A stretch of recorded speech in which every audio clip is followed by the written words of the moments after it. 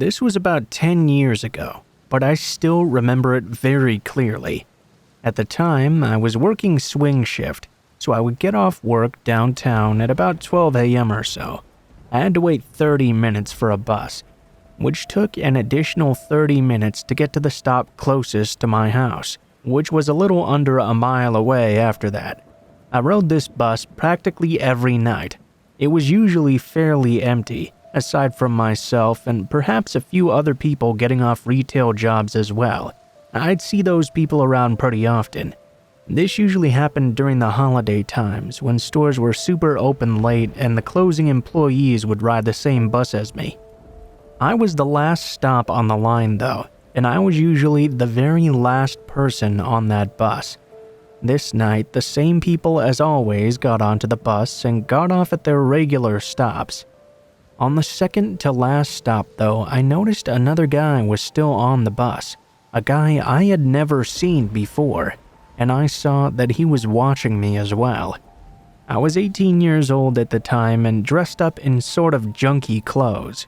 I worked at a homeless shelter, so I never dressed up nice or anything for work. Still, I guess even that would draw the attention of creeps on the bus being a girl alone late at night.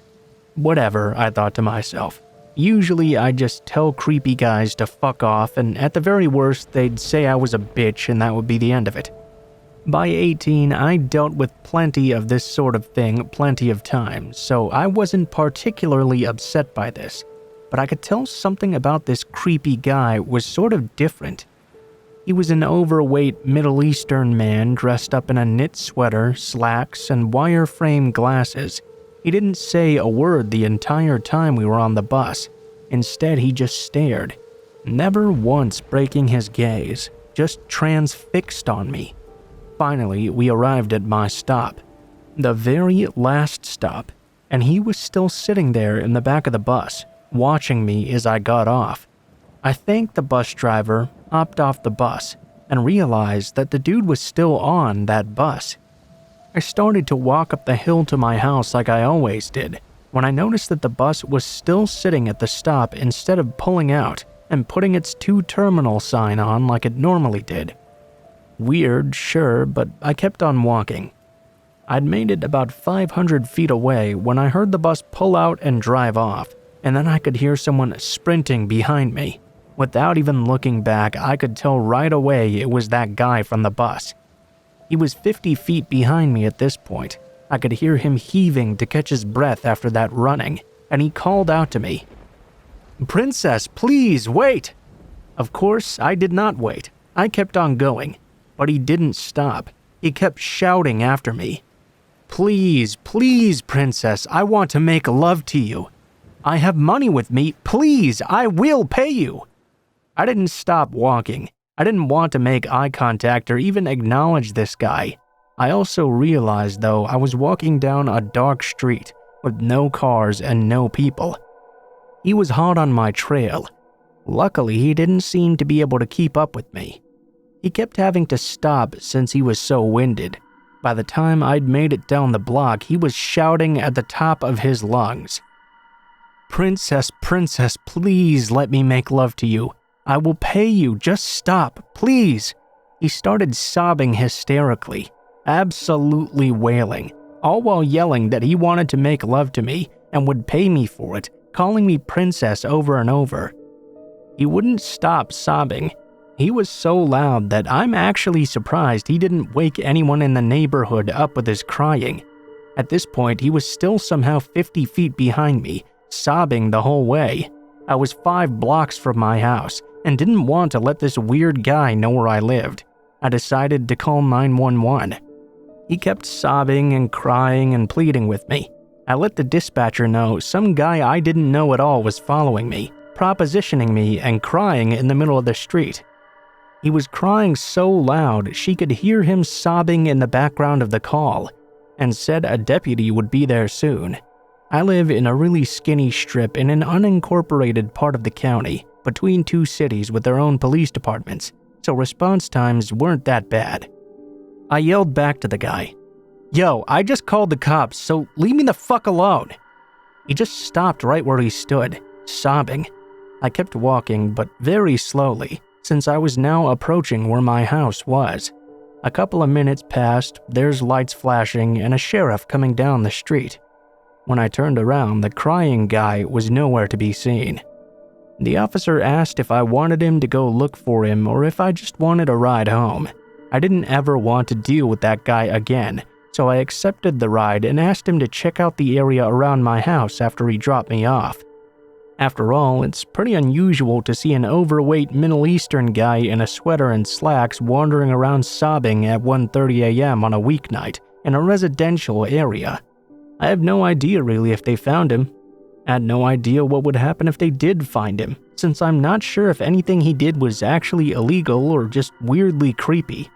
Needless to say though, I deadbolted my house and stayed up all night talking to a friend in a different time zone until it was finally morning.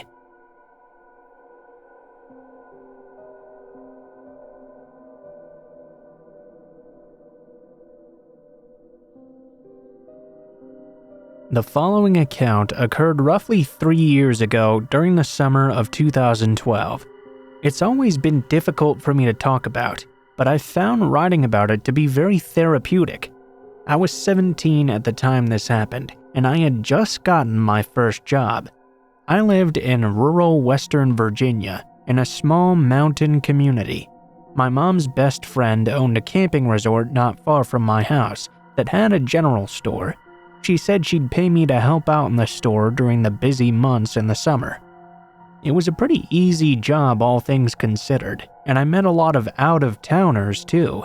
That was nice because our community could get so isolated, and most of us lived pretty far away from one another. One day, this huge Burly Mountain Man type walked into the store. He must have been in his late 40s or early 50s, probably around 6'5", and must have been at least 280 pounds. He looked very dirty, like he worked outside a lot. His clothes were sort of tattered, and he had a very long beard as well. We had a few of these woodsy hermit types in the area, and he definitely looked like one of them. He bought some very basic items, one of which was one of our homemade bars of soap.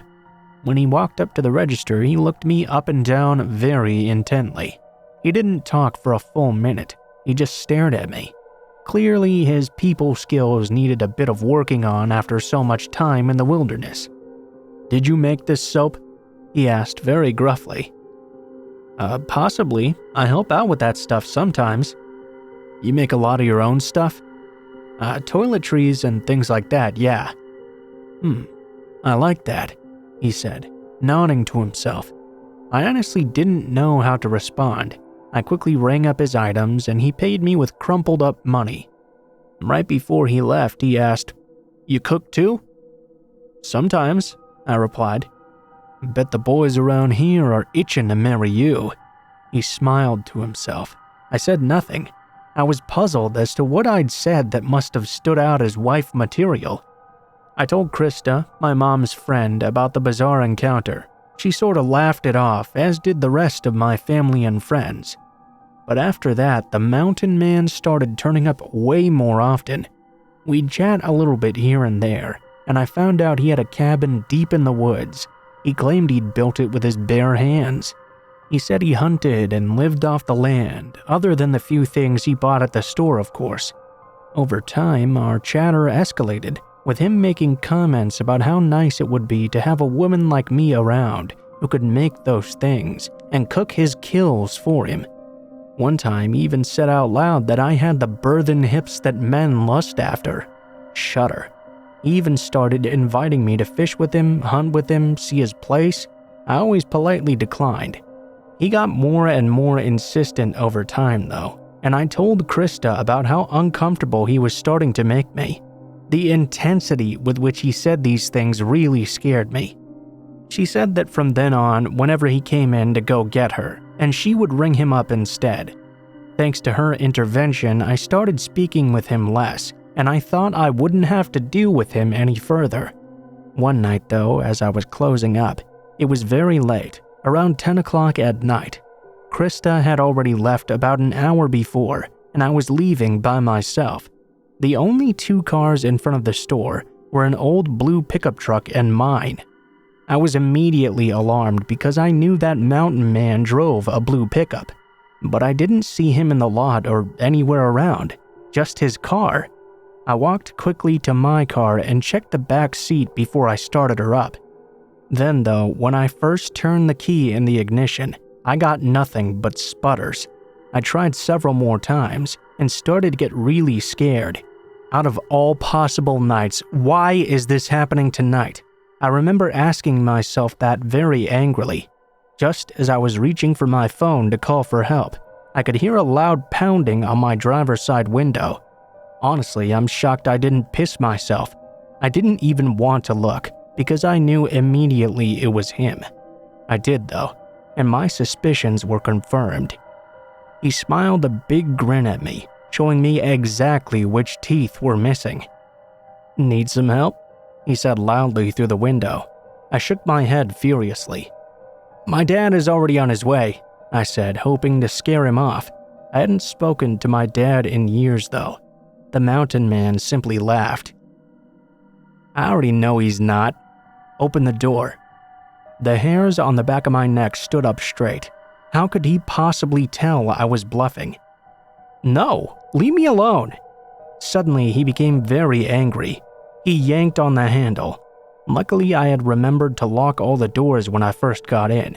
He began to furiously pull and started slamming against the window. "Leave now or I'm calling the cops," I screamed at him. He clearly wasn't getting the message though, so I pulled out my phone and dialed 911. I must have sounded hysterical to the dispatcher. I knew she could hear him slamming the window. She said she would have officers out ASAP, but that far out, it could be a while until they got there. "The cops are already on their way, so go away!" I screamed at him, but it didn't seem to deter him at all. After a few more minutes of pounding, he suddenly stopped and walked back to his truck. I watched him go, hopeful he would leave me alone. As soon as he reached it though, he started walking back toward me, holding a crowbar in his hand. "No, get the fuck away from me!" He started swinging at the driver's side window with that crowbar. I ducked down into the passenger seat on the floor and covered the back of my neck like they teach you in tornado drills. I could hear the sickening crack of the window, but not for long. Suddenly, I heard male voices shouting, telling Mountain Man to get the hell away from my car. I sat up and saw two men approaching, one with a shotgun pointed at the Mountain Man. I recognized them as a couple of guests staying at the resort for a camping trip. I breathed a sigh of relief and got out of the car, telling them that the police were already on their way. I thanked them profusely as we waited for the police to arrive together. Surprisingly, Mountain Man didn't try to make any moves to get away. The cops arrived pretty quickly after though, so I guess he didn't really have much of a chance even if he did. They took him away and I gave them my statement. I was pretty shaken up for a while afterward. A few weeks later, I finally got the scoop on the man. Apparently, he had a history of mental illness. He had been in and out of state institutions. He really had been living in an old abandoned cabin in the woods, where he wasn't taking his meds, and his issues were only getting worse. My cousin Luke happens to be a cop. Later on, he told me some more about the case that he had heard through other officers. The police did a search of the cabin after the incident to see if there was anything that might be of interest to them. They found a journal that MM kept. Apparently in it, he said he was very lonely and wanted a wife. He mentioned me by name a lot. Luke said there were a lot of lewd things in there about me he didn't want to share, but to put it simply, he had a very detailed plan to abduct me, starting with sabotaging my car engine to get me into a vulnerable position. When Luke said that, I nearly burst into tears, thinking about how horribly that night would have gone if those two men hadn't come along to help. Thankfully, since then he's been put back into a state institution, and with any luck, he'll stay there for good.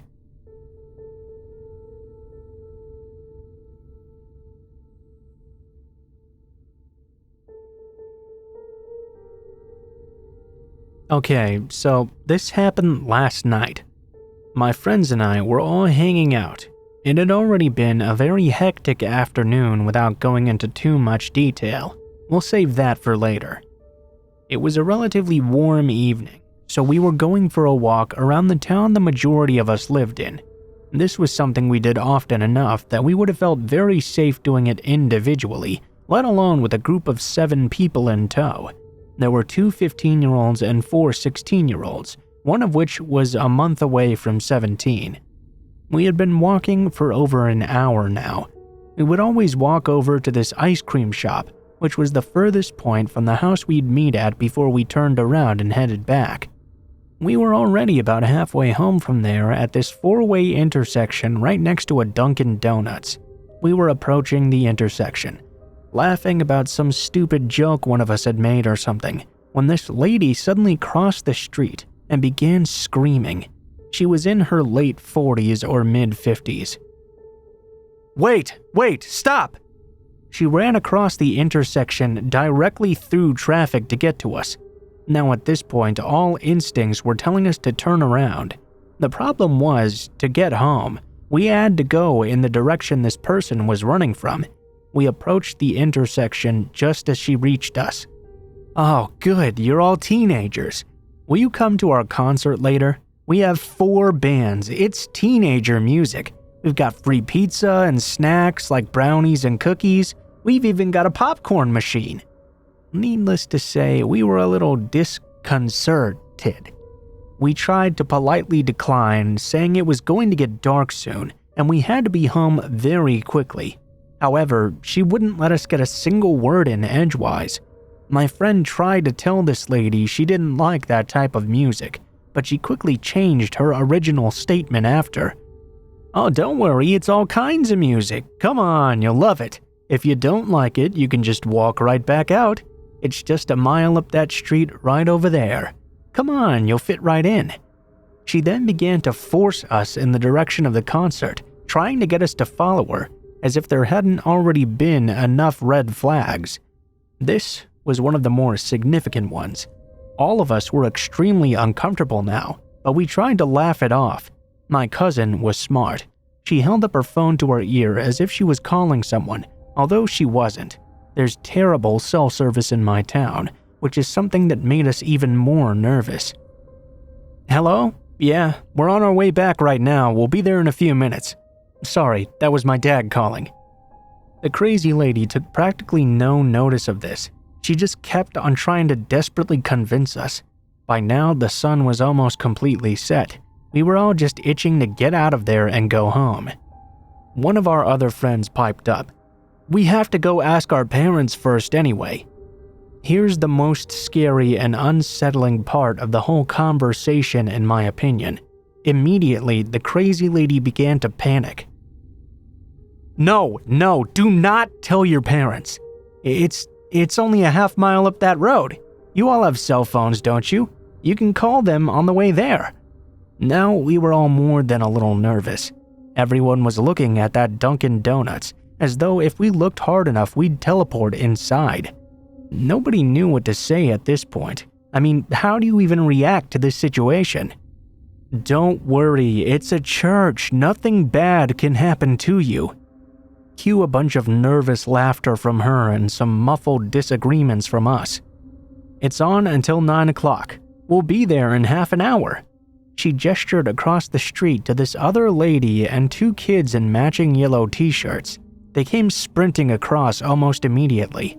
As we got a closer look though, it was obvious the kids were extremely uncomfortable and would rather be anywhere else in the world. The other lady was definitely older, as she was full of white hair. Hey there, these guys are coming to our concert. They don't know anybody, but... The old lady immediately piped in as the kids began to hand out a few flyers. Oh, they don't know anybody? Perfect. At this point, we were done. We had no intentions of being kidnapped 10 minutes from our destination. We started sprinting across the crosswalk to Dunkin' Donuts. They wanted assurance we'd go later, and we yelled back to them falsely, of course. We went inside because there were more people in there, and felt safer since there hadn't been anyone out on the street except those crazies. Honestly, I'm going to be telling this story for a few months after. All I can say to the crazy lady and her friends is, I don't know what your problem is, but I hope we don't meet again. Must have been a cult or something.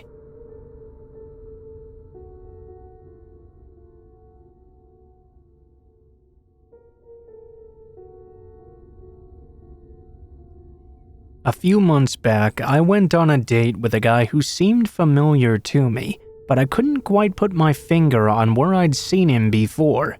I assumed I must have met him on a night out or something. It was a very last-minute thing, and I told him immediately how I wasn't really looking for anything, but it would be nice to hang out. That was a mistake. When I met him at first, he seemed like an alright guy. Things turned quickly sour though when we got to a restaurant. He didn't order, but I did. He immediately started saying things about loving my curves and my body. I laughed it off, but I thought he was being far too forward. He could have put it more nicely, or perhaps kept that to himself. While having my food, he began to tell me about how I was different from the other girls, because they wouldn't let nice guys like him have a chance. Red flags immediately started going off, so I came up with a story that I could only be out for a little bit because my parents wanted me to dog sit. He did buy it, but afterwards proceeded to stare at my breasts and kept saying how he wished he could see me without clothes on, even saying I should send him a picture right then. I told him I don't do that sort of thing, and he was making me uncomfortable. He then stopped, but he told me about how he brought me a gift.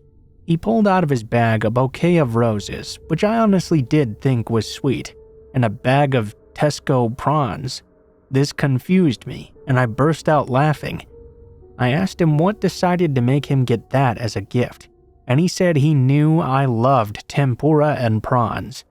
But the thing is, I'd never once told him that. He really didn't know anything about me. So alarm bells started going off again.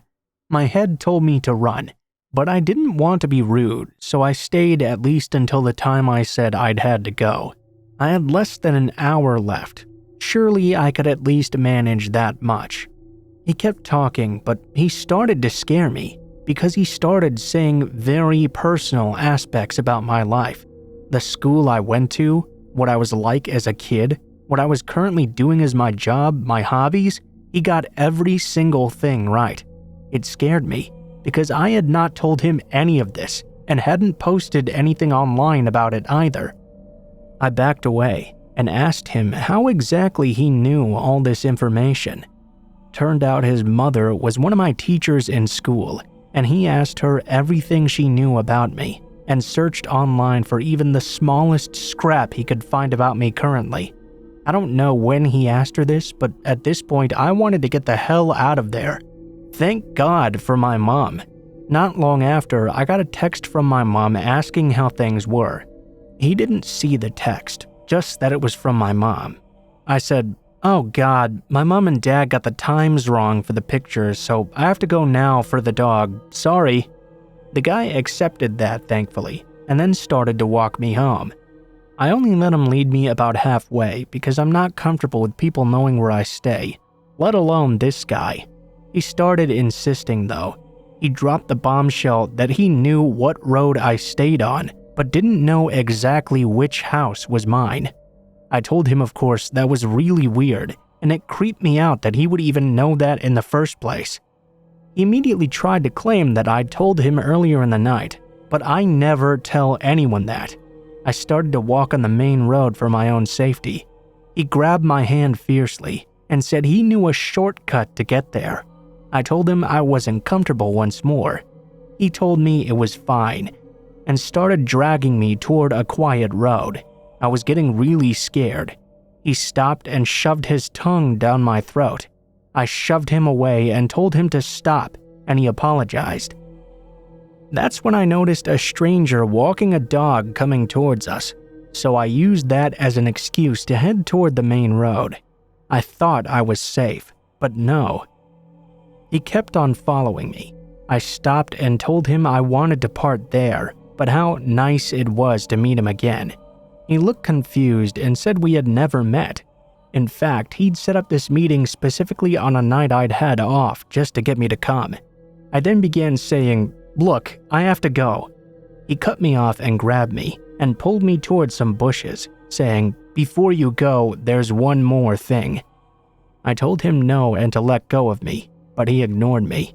He pulled me in, hurting my wrists on the way, and kissed me again. He said something about wanting a little privacy, but I managed to shove him off and told him no. He tried to grab me again and drag me to the bush once more, saying, "It'll only be a second," while I resisted. Some other dog walkers came by. He stopped and pulled to kiss me again, this time grabbing my breast as well. I shoved him and screamed, and just started running. My heart was racing. I was terrified. I thought he might try to do something horrible to me. I kept looking back to see where he was now, and he was nowhere to be seen. I ended up taking the long way home just in case. When I got there, I just started to cry. I thought something horrible was going to happen to me when I got another message from another account. It was him on a different one. He said how lovely it had been meeting me, how it was the best date ever, and how I was the prettiest girl he had ever kissed. Surely he would be seeing me again. He added how he hoped I had a lovely time, and showed me that he was a gentleman, then adding how he was on my road right now. I hid on the floor for the rest of the day. When I looked at his profile, I finally remembered where I had seen him before. Turns out he used to message my old Facebook account years ago with these weird messages and creepy edits, constantly saying how he loved me. This whole thing happened within just an hour and a half, but still, I never want to meet this guy ever again.